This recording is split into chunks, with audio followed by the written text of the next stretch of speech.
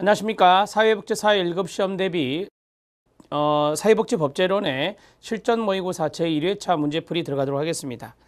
자, 1회차 문제풀이는 51번에서 63번 문제까지 전반부 문제가 됩니다. 사회복지법제론은 여러분들이 기출문제를 잘 분석하시면 도움을 많이 받을 수 있습니다.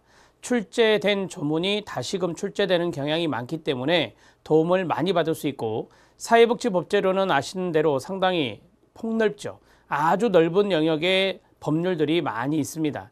어떠한 법률들이 주로 나오는지를 여러분들이 기출문제를 통해서 간파하셔야 됩니다. 또한 많은 문제를 보시는 것도 중요합니다. 단원별 문제, 실전 문제, 여기에 보면 법제론에 나왔던 기출 성향뿐만 아니라 다른 내용까지 조문들이 들어가 있습니다.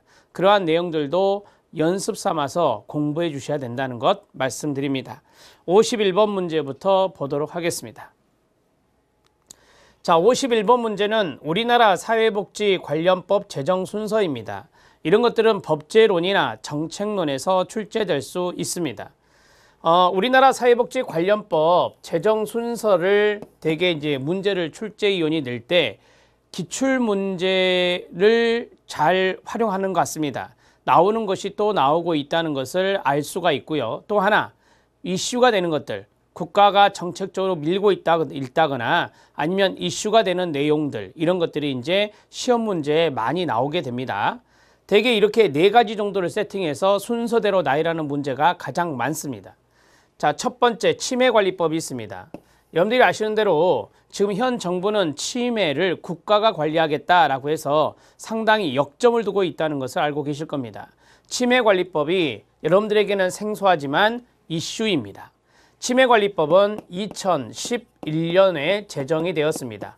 2011년에 제정된 것이고, 그 다음에 두 번째, 최근에 정신보건법이라고 하는 것이 전면 개정되면서 법명도 바뀌었습니다. 그 법명이 바로 정신건강 증진 및 정신질환자 복지서비스 지원에 관한 법률이었습니다. 우리가 이제 정신보건법이 이렇게 개정이 됐다, 전면 개정되었다, 내용도 많이 바뀌었다는 것을 알고 계실 겁니다. 일명 이것을 정신건강복지법이라고 하는데요. 정신건강복지법으로 간단하게 머릿속에 넣으셔도 될 것 같습니다. 정신건강이 앞에 있고 중간에 보면 복지가 있습니다. 정신건강복지법은 2016년에 제정이 되었습니다. 2016년 제정입니다. 자, 그 다음에 아동 청소년 성보호에 관한 법률입니다. 자, 성보호에 동그라미 치시고요. 우리가 이제 최근에 미투 운동이다, 또한 아동 청소년에 대한 성폭행, 이런 것들이 이슈가 된 적이 있었습니다. 따라서 아동 청소년 성보호에 관한 법률도 이슈가 되어서 시험에 출제될 수 있는데요. 2009년에 제정이 되었습니다. 원래는 청소년의 성보호에 관한 법률이 먼저 만들어졌죠. 청소년의 성보호에 관한 법률은 청소년에 대한 원조교재가 이슈가 되면서 2000년에 만들어졌었고요. 여기에 이제 앞에 아동이라는 단어가 들어가게 됩니다. 이 아동의 성폭력은 그 후에 이슈가 되었습니다. 그때 2009년에 이 청소년 성보호에 관한 법률 앞에 아동이라는 단어가 붙게 되었다라고 보시면 됩니다. 따라서 여기 안에 성보호에 관한 법률은 청소년뿐만 아니라 아동도 포함되었다라고 보시면 되겠고요.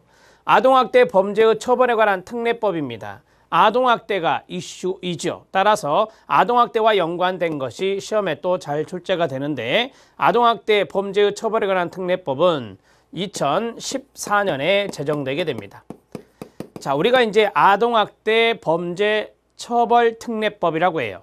아동학대 처벌 특례법, 이렇게 정리하셔도 됩니다. 2014년에 제정되었다. 자, 그러면 제정된 순서대로 나열을 해보면 디귿이 가장 빠르죠. 그 다음에 기역이고요. 그 다음에 리을이고요. 그 다음에 니은이 되겠습니다. 디귿, 기역, 리을, 니은입니다. 답은 2번이 답이 되겠습니다. 자, 여러분 최근에 또 이슈가 된 것이 있어요. 아동수당법 알아놓으실 필요가 있습니다. 아동수당법. 아동수당법이라고 하는 것이 제정이 되었는데요. 이게 바로 2018년도에 제정이 되었습니다. 2018년 2월 달에 제정이 되어서 9월부터 시행합니다. 2018년 9월부터 시행하는 법이 아동수당법이다. 이렇게 정리하시면 되겠습니다. 가장 핫한 법률이 되겠습니다. 51번의 답은 2번이 답이 됩니다. 자, 52번 문제는 노인 장기 요양 보험 법령의 문제입니다. 설명으로 옳지 않은 것은입니다. 장기요양 급여는 노인 등의 심신 상태나 건강 등이 악화되지 아니하도록 가로 의료 서비스와 연계하여 제공해야 됩니다. 노인 장기요양 보험의 급여 제공 원칙이 3가지가 있는데요. 그 첫 번째가 의료 서비스와 연계 제공하라는 겁니다. 두 번째, 장기요양 급여는 노인 등의 심신 상태, 생활 환경과 노인 등 및 그 가족의 욕구, 선택을 종합적으로 고려하여 가로 적정하게 제공하여야 합니다. 이것을 우리가 두 번째 원칙 적정 제공이라고 합니다. 세 번째, 장기요양 급여는 일상생활 지원과 의료 서비스가 제공되는 시설 급여를 우선적으로 제공하지 않습니다. 자, 세 번째 원칙은 뭐냐? 재가급여 우선 제공입니다. 재가급여 우선 제공입니다. 가정에 생활하면서 재가급여를 받는 것을 우선적으로 합니다. 시설급여와 재가급여가 있는데 두 가지 중에 재가급여가 우선입니다. 보건복지부 장관은 노인 등에 대한 장기요양 급여를 원활하게 제공하기 위하여 5년 단위로 장기요양 기본계획을 수립 시행해야 합니다. 전반부에 잘못된 부분이 있었습니다. 3번이 틀렸고요. 5번 들어갑니다. 자, 5번입니다. 국가 및 지방자치단체는 노인 인구 및 지역 특성을 고려하여 장기요양 급여가 원활하게 제공될 수 있도록 충분한 수의 장기요양 기관을 확충하고 장기요양 기관의 설립을 지원해야 됩니다. 맞습니다. 52번의 답은 3번입니다. 53번 문제 들어갑니다. 자, 53번은 총론에 해당되는 문제죠. 법적 권리 중에 구체적 권리에 속하는 내용은 구체적 권리를 찾으라는 겁니다. 가장 권리성이 큰 거죠. 법적 권리 중에 구체적 권리성이 가장 권리성이 크다. 가장 권리성이 크다라고 말할 수 있습니다. 생존권적 기본권을 구체화하는 사회복지 관련 입법이 가로 존재하지 않는 경우에도 법적인 효력을 갖는다고 보는 입장. 상당히 권리성이 크죠. 생존권적 기본권을 구체화하는 사회복지 관련 입법이 존재하지 않더라도 법적인 효력을 갖는다라고 했으니까 권리성이 상당히 큰 겁니다. 권리성을 가장 크게 인정하는 거예요. 그래서 이것이 바로 구체적 권리다. 이렇게 말할 수 있습니다. 맞습니다. 국가의 사회 정책적 목표를 선언한 것에 불과하므로 입법 방침설이라고도 한다. 권리성이 가장 낮겠죠. 권리성이 가장 낮은 프로그램 규정적 권리입니다. 프로그램 규정적 권리라고 합니다. 프로그램 규정적 권리. 디귿 들어갑니다. 국가의 생존권적 기본권 실현에 관한 부작위. 국가가 의무를 이행하지 않았습니다. 부작위는 국민의 헌법상 기본권에 관한 현실적, 구체적 침해로 보아서 국민은 국가를 상대로 소송을 제기할 수 있다고 봅니다. 마찬가지 이것도 권리성이 가장 큰 구체적 권리가 됩니다. 리을, 국민이 가지는 생존권적 기본권에 대한 국가의 생존권 보장의 의무 이행이 재판에 의하여 강제될 수 없을지라도 국가의 생존권 보장 의무는 헌법에 의한 여기가 결정적인 추상적인 법적 의무라고 보는 입장이다. 구체적 권리보다 한 단계 낮은 권리성이 바로 법적 권리 중에 추상적 권리라고 하는 것이 있습니다. 추상적 권리의 내용입니다. 구체적 권리와 추상적 권리는 다릅니다. 구체적 권리가 법적 권리로서 권리성이 가장 크고 그 다음이 추상적 권리, 그 다음이 프로그램 규정적 권리가 되겠습니다. 이론에서 다 배우신 겁니다. 니은과 리을은 다른 거고요. 기역과 디귿이 구체적 권리에 속합니다. 자, 기역과 디귿 2번이 답이 되겠습니다. 53번 문제 해결했고요. 54번 문제 들어갑니다. 54번 문제는 아동의 권리에 관한 협약입니다. 아동 권리 협약의 문제, 옳지 않은 것은입니다. 1번 아동 권리 협약은 아동을 단순한 보호 대상이 아닌 존엄성과 권리를 지닌 주체로 보고 이들의 생존 발달 보호에 관한 기본 권리를 명문화했습니다. 맞습니다. 아동의 권리에 관한 협약상 아동의 권리는 생, 보, 발, 참으로 외우시라겠죠. 생존권, 보호권, 발달권, 참여권으로 구분할 수 있습니다. 맞습니다. 세 번째, 본 협약에 서명한 당사국은요. 비준 2년 이내에 이행 보고서를 제출해야 됩니다. 의무를 이행하여야 하는 등 당사국에 대해서 구속력이 있는 국제규범에 속합니다.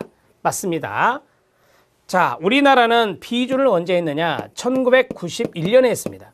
1991년에 비준을 했고 1990년에 서명 가입했습니다.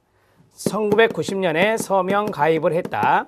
그러니까 서명 가입 연도와 비준 연도가 달라요. 그래서 비준이란 말이 나오면, 국회 비준이 나오면 91년이 되겠습니다.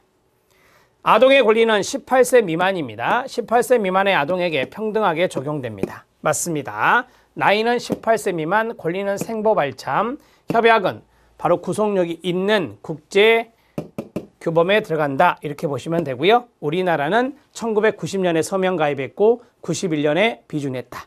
답은 4번입니다. 자, 55번 문제 들어갑니다. 사회권적 기본권과 관련된 대한민국 헌법의 내용으로 옳지 않은 것은 입니다. 사회권적 기본권 어떻게 외웁니까? 혼인, 교환, 3근입니다. 혼인, 교환, 3근, 혼인, 보호권 등에 관한 권리, 인간다운 생활할 권리, 교육권, 환경권, 근로3권, 근로권입니다. 이상 6권을 우리가 6가지의 권리를 사회권적 기본권이라고 합니다. 모든 국민은 능력에 따라 균등하게 교육받을 권리를 갖는다. 교육권입니다. 맞습니다. 모든 국민은 근로의 권리를 가지며 국가는 사회적 경제적 방법으로 근로자의 고용 증진과 적정 임금의 보장에 노력해야 되며 법률이 정하는 바에 의해서 최저임금제 실시해야 되는데요. 여기 근로권 들어갑니다. 맞습니다. 근로자는 근로조건의 향상을 위하여 자주적인 단결권, 단체교섭권, 단체행동권을 갖는다. 이게 근로 3권입니다. 근로 3권 맞습니다. 모든 국민은 인간다운 생활할 권리를 갖습니다. 맞습니다. 혼인교환 3근에 다 들어있는 거예요. 주거의 자유, 자유권적 기본권이겠죠. 모든 국민은 주거의 자유를 침해받지 아니한다. 이거는 주거의 자유를 말하는 자유권적 기본권입니다. 55번의 답은 5번입니다. 56번 들어갑니다.